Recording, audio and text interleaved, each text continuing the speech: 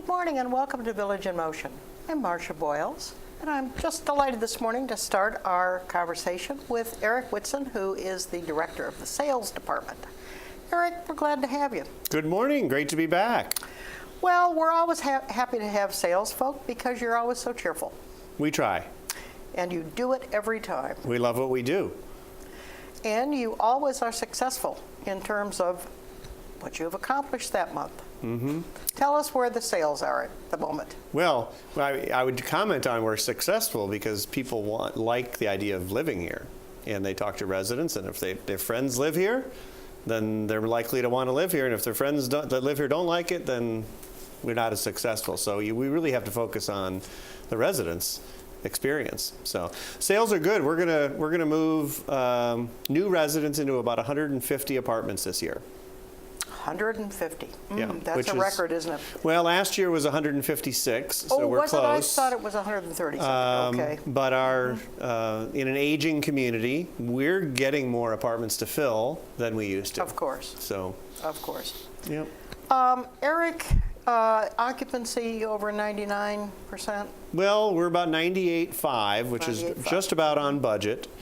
Mm-hmm. The way we calculate occupancy in independent living is who's paying their bill, who's being charged a monthly fee. And so when someone leaves or passes away, they pay for 90 days after they leave. Mm-hmm. But if they transition to Garden Ridge, they stop paying immediately. So the more transitions we have to Garden Ridge, the higher the lower our occupancy might be. So we've seen a little drop because we have more residents moving into assisted living and skilled nursing. And you may or may not be able to sell it in 30 days. Well, to renovate it and sell it. Exactly. It takes us about 90 days to get a new resident in an apartment. Is that the average? That's about average for us. All right. So you're losing 60 days worth of rent, effectively. But it's a small number. I mean, if you look at industry standards, most of the nation runs an occupancy of about 90%, which is a lot lower. Yeah. So 98.5 is very strong, and so our revenue for the community is doing well. We just have to spend it wisely and take care of the residents. Eric, one of the things that I had mentioned to you before the program that I would like to address with you, Kathleen Taylor and I do 2 programs each month. One is Vantage Point, which is a discussion program, and in the last several months we have been discussing the issue of disabilities and admission standards at Greenspring. And I know you and your sales committee and a number of other residents are very aware now of the whole issue of not being able to ever discriminate against folks with either mental or physical disabilities in terms of entry to Greenspring. Now, here's what I think the issue in terms of sales tends to be. Firstly, we looked at your brochure, and it's a handsome publicity brochure that you hand out to prospective residents. It's a very nicely done brochure. 2 things struck me. Firstly, that it is not Greenspring. All the pictures that are included in there are non-Greenspring pictures. So the pictures of people walking their dogs and people standing on some kind of a colonnaded patio, none of it actually is at Greenspring. The second thing that struck me is that all the people are standing, not so much as a cane in sight. Certainly no rollators, nobody in a wheelchair, nobody, as I say, even using a cane. Sure. And I think this is giving an impression for independent living that everybody is totally totally capable physically. Sure. Yeah. Now, all right. Why? Well, I'll have to, I want to talk about the pictures first, because we spend a lot of effort and time and money and resources to get photos of Greenspring and our residents. So I'll have to look at our brochure, because none of them are Greenspring. If 0 of the pictures, because they're all from Erickson communities. So I will have to get back to you on that. I mean, there could be one picture of a couple that I don't know, but I saw no scenes, outdoor scenes that were Greenspring. Right. And I'm not passing the buck because I'm not in charge of the marketing. Erickson does the marketing. I do work for Erickson on behalf of Greenspring. So Erickson is responsible basically for the procedures, for the materials? Everything has to do with advertising, marketing, public affairs is all done by Erickson. Basically, they're getting the phones to ring, and then we take it from there. All right. And so I'll have to look at that, because I know that we have a vast amount of photography of Greenspring in our residence. So I'll have to look at our brochure. But let's get back to the issue of disabilities. I was going to say disabled. You know, I told you the story when I first took this job. It'd be 4 years in January that I've been here, and I sent my father a brochure so he could see what we were all about, and he said that's all very nice. Now he's a cynic, and he describes a cynic. This is actually what defines him as a cynic. He says a cynic is someone that sees things as they are versus an optimist that sees things as they should be. So that in itself explains that he's a cynic. But he said, there's something wrong with your brochure? Everyone's smiling.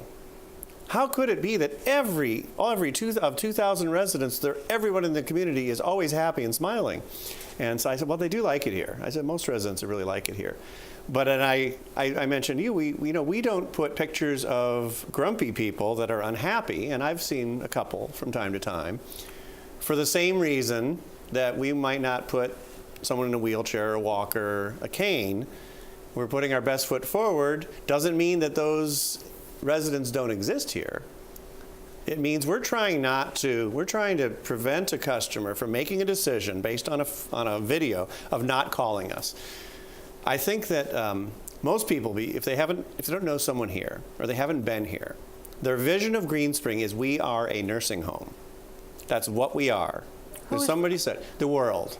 The world at large. You think the community views Greenspring as a nursing home? I think that someone that's not been to Greenspring, someone that's maybe not been to I'm telling you, this is a prevailing feeling. That frankly shocks me. I have always thought that the reputation of Greenspring in the larger community is one of let's take it away. living. Someone that's never heard of Greenspring, knows nobody that's ever lived here, has never set foot on the property, all they hear is retirement community.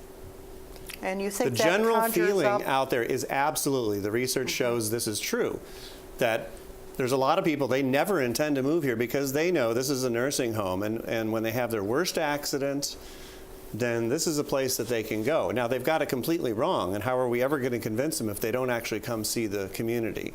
So if they see a photo, this is my own personal view, they see a photo that reinforces this feeling that, oh, well, see, this is a place you go when you're bound to a wheelchair or you have to use a walker and of course we have 4 decades of residents living here. It's from 62 to 102. Right. And we're all aging. And of course, we cannot discriminate, but we need the opportunity for people to come see the community. And I think the concern is if we show unhappy, grumpy people, they're not going to want to come see the community. And if they see that something that reinforces the feeling that a retirement community is a nursing home, that's not going to be good for business. So now, is it forthcoming? Is it honest? That's a judgment we have to make.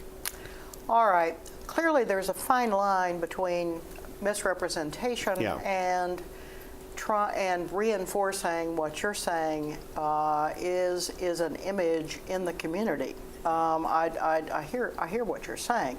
There would seem to me to be perhaps a happy medium in there that you might show somebody with a cane, or even somebody sitting in a wheelchair.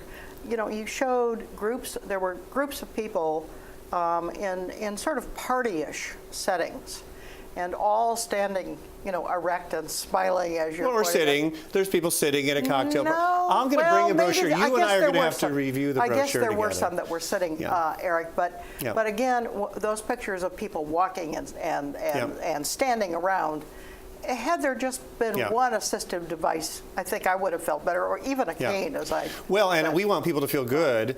But we also need to make sure we stay full. Now, I'll tell you this, though. The average person moves in here, has been on our mailing list for over 5 years, and has probably visited 10 times. Now, how many times would someone need to visit the community, before they realize that we have residents aging in place, that we have accommodations for all sorts of disabilities, I think once people come to the community, there's nothing hidden.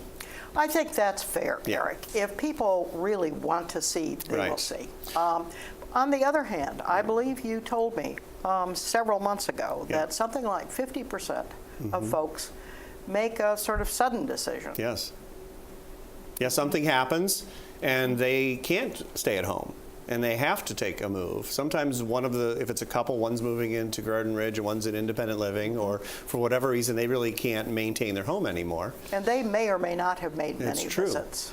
That's true. I don't think a brochure or an advertisement that does not show residents with disabilities prevents that customer from contacting us. I think that's probably very accurate. So I hear what you're saying, and I hear it quite a bit, but I fear that if we cause some percentage of our new inquiries to no longer call us, our business levels will drop, our occupancy will be reduced. We'd have to spend more money marketing, more of the residents' money marketing to get the same number of customers in, because it's kind of like shooting ourselves in the foot. I'm not saying we should mislead the public, but there's a balance.